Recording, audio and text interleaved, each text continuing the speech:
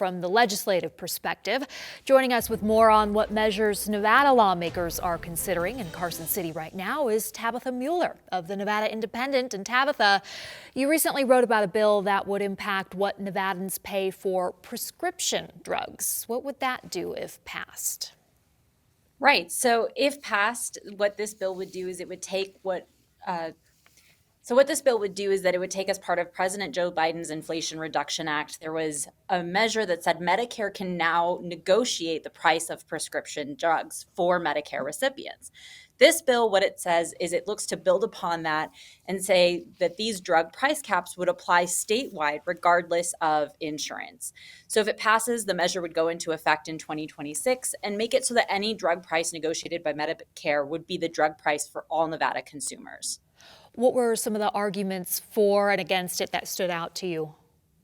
So I think one of the arguments from, lawmakers who are supporting this bill is saying, look, we're in a time where cost of living is rising.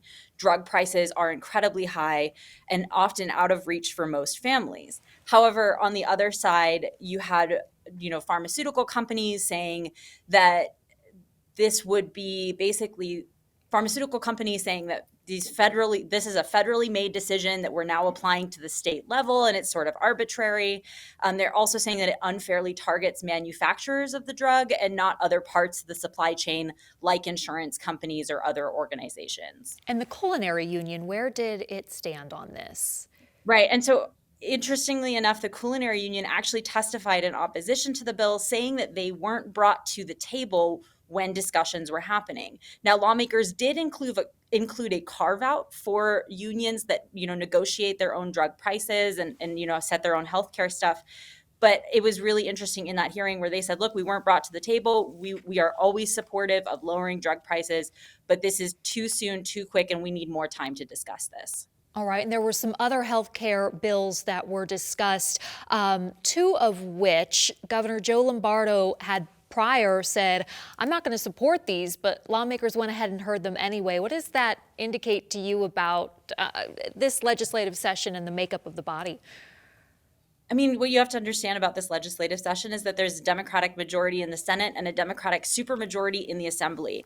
And those lawmakers are not necessarily in lockstep with the governor. And this shows some of the tensions that are happening between the governor's office and, the Assembly and Senate. And I think one of what you need to keep in mind is the governor does have veto power unless bills are passed with 2/3 of majority out of both houses.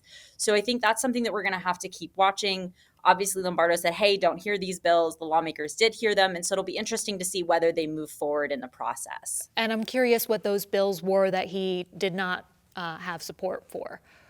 So the first one is AB 6, and that would basically establish into law an executive order that the Governor Steve Sisolak put in place, saying, hey, we need to have a healthcare cost growth benchmark. So we'd like to keep healthcare costs below a certain percentage year over year. It's more of a goal than a set, if we don't make this, then people are going to be penalized. The other one is AB 11, and that seeks to prohibit a hospital or psychiatric hospital from employing a full-time doctor. Basically, a lot of doctors practice medicine as independent contractors for hospitals, and this law, proponents say, would make it so that one hospital couldn't have a specialized care provider that other hospitals then wouldn't have access to. And the bill that he may support, what did that entail? So that measure looks like it has support from members of the healthcare industry and from, healthcare advocates as well.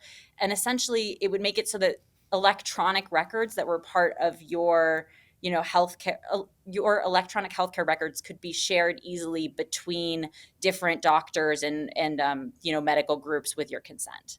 And then one more bill relating to health care, Assembly Bill 108. Proponents say that it could help address the state's nursing shortage.